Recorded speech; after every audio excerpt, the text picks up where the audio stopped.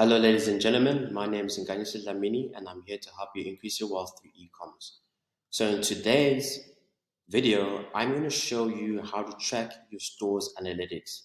So you've been watching all the other videos, you will be able to see how everything comes together, all right? From literally choosing your product to the ad copy, the product descriptions, to making your first, ad creative, to posting it on Instagram and Facebook, promoting it, and then checking how well that posted by seeing did it drive traffic to your website using Google Analytics. But what's fundamental is, did you make sales? And how do we see that?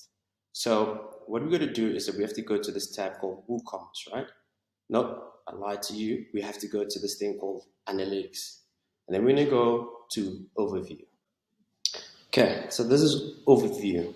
So what it tracks is your total sales, your net sales, so total amount of sales, all right? So that will be the product and the shipping fee put together. We'll have the net sales, we will have the orders, so the amount of orders. So let's say, for instance, one customer equals one order. So they might order different products in that order, 2 or 3.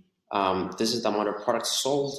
So as you can see now, you've got different date ranges. It can be month to date, week to date, and all that. And then you check your visitors. So these are people who actually came to your store page, right? Visitors, right? So, and then you got variations sold, and then you got views.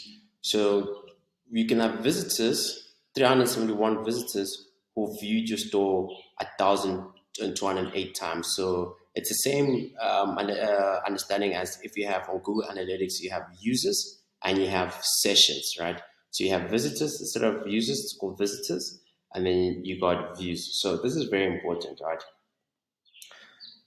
First of all, what you'd like to do here, right, is you want to change your date range, right? Because we're going to be checking every Sunday or every Monday how your store is performing. You mustn't wait for anything. So we're going to wait, we're going to say last week, right? So all your analytics will always stem from here.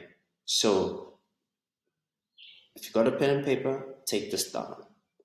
The first place that you check is going to be your WooCommerce analytics. The second analytics you're going to check are going to be your Google Analytics. And then your final analytics you're going to check is going to be your Instagram page or wherever you've been advertising. Why? We're going to check it in that order because we want to see last week. So if we said, okay, from January 1 to January 7th, we're going to have a campaign, all right? You want to see the results of that campaign. So we've got X amount of sales, X amount of visitors, X amount of views, right? And then we're going to go to Google Analytics and we're going to say, okay, cool. I got X amount of sales or X amount of orders, right? How much traffic, how many people actually landed on my website? So that's why we're going to Google Analytics, right? And then from there, you're going to be like, okay, cool. Now that you see how many people actually came to your website, then you're going to go to the actual ad that you're promoting or your Instagram, page for the same date range, right? January 1 to January 7th, and see how much traffic came to your page, your Instagram page, because it's a funnel, all right?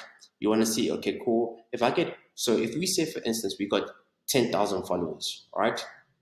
Or let's say we got 10,000 people from January 1 to January 7 coming to our Instagram page, right? Then we see from that 10,000 people came from our page, right?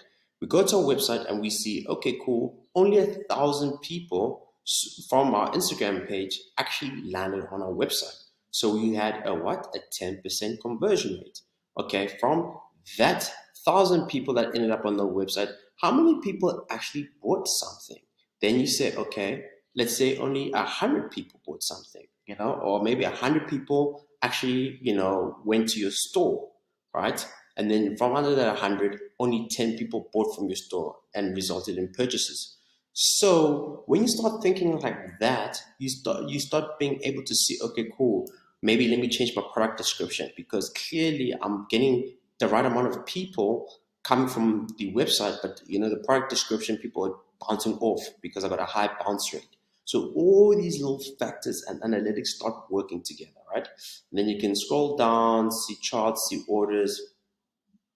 You can see which items are doing well, which aren't doing well, and all that kind of stuff. And then you can start seeing, okay, what do I need to, based on, let's say, for instance, products, right? Items sold and stuff like that. You can say, hey, what item is being bought the most? Let me zone in on that product because it's a winning product. And then on your Instagram page, you're going to start dumping a lot of content to start making adverts, not based on your store, but based on a singular product. And that's when we're going to start scaling and scaling our store. So these are the analytics from WooCommerce. And like I said, you want to make sure that you got your WooCommerce analytics down. You want to ensure that you got your Google Analytics sorted out, and you also want to ensure that you have your Instagram analytics or your and that way those three analytics you must check every Sunday or every Monday, depending on your schedule. But this is your business, this is your income, and this is going to change your life. And yeah, in the next video, I'm gonna probably show you how to put everything together and how to track the performance of your business on a weekly basis.